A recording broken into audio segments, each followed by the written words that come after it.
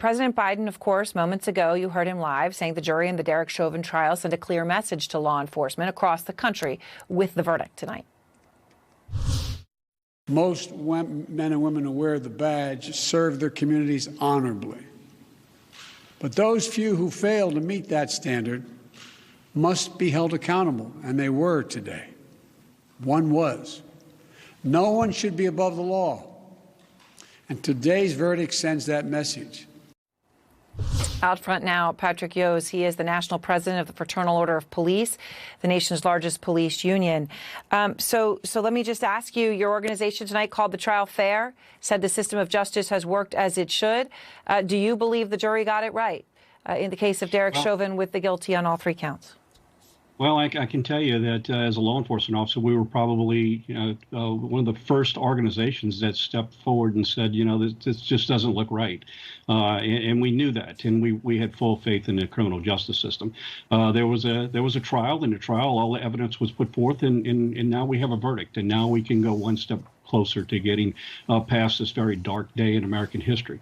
We're very much committed in having these open dialogues and finding a path forward, so we can have a better criminal justice system. So, President Biden obviously says the verdict sends a message no one should be above the law.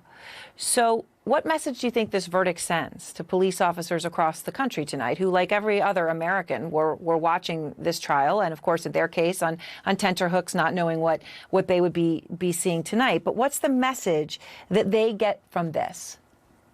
Well, I think we need to recognize one thing, and that is there are about 800,000 men and women who put on a uniform every day and go out and protect their communities. Yep. And this doesn't define the actions of the men and women who have dedicated their life to the protection of their communities. So I think all of us in law enforcement very much recognize that there are consequences to our actions, and we have faith in the criminal justice system. In this case, the system, the trial took place. All the evidence was presented. A jury of his peers made a finding. So, I think all of us in law enforcement respect that. That's the world we live in. It is. Now, let me just ask you, because obviously part of the problem here that exists, right, is a distrust that exists between some Americans and some police, right? Our own Omar Jimenez tweeted out tonight a copy of the initial statement from the Minneapolis Police Department upon Floyd's death that I think makes this point, because the title is, quote, "Man dies after medical incident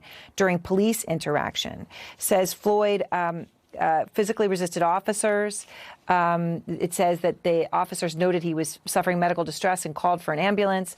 Man dies in medical incident during police interaction is not what happened.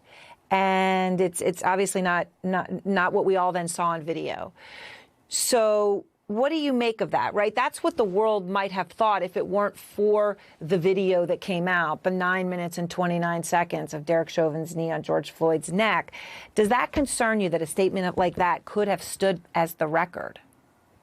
Well, I mean, look, it absolutely concerns me, and you bring up a very good point, and that is that the powers that a law enforcement agency has in communities all across this country is directly related to the trust we have within our communities.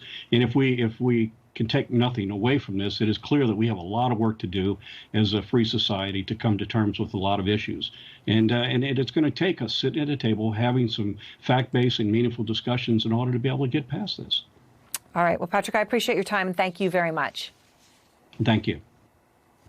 All right. And thanks very much.